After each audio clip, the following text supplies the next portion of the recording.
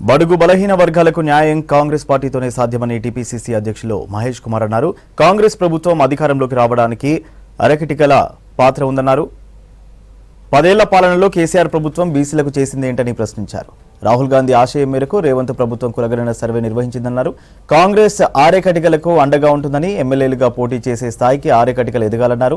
హైదరాబాద్ రవీంద్ర భారతిలో కాంగ్రెస్ నాయకుడు చెకోలేకర్ శ్రీనివాస్ ఆధ్వర్యంలో ఏర్పాటు చేసిన రాష్ట్ర ఆరేకటిక మహాసభకు ముఖ్య అతిథిగా హాజరయ్యారు మహేష్ కుమార్ గౌడ్.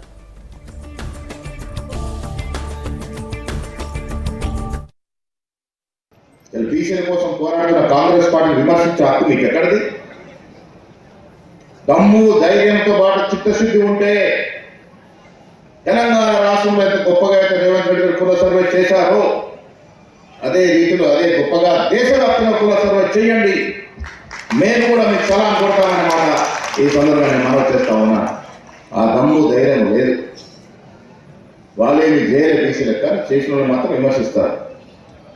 మిత్రులారా, 50% రిజర్వేషన్ నిష్పక్షపాతంగా నిజాయితీగా జరిగింది. అనుమానాలకి తావు లేదు. వీళ్ళకి అధికారిక డాక్యుమెంట్ మన చేతుల్లో ఉంది. నేను 50% ఉన్నాను చెప్పుకునేటువంటి ధైర్యం, సాహసం చెప్పుకునే డాక్యుమెంట్ మన చేతుల్లో ఉంది. ఆ ఘనత కాంగ్రెస్ పార్టీ ఇచ్చింది మనకి. కాంగ్రెస్ పార్టీతో ఉన్నాం. చిన్న చిత్తర తప్పులు అన్నింటితో జరుగుతాయి, అందరితో మాతో జరగవచ్చు. కానీ దిద్దుకుంటూ పోదాం.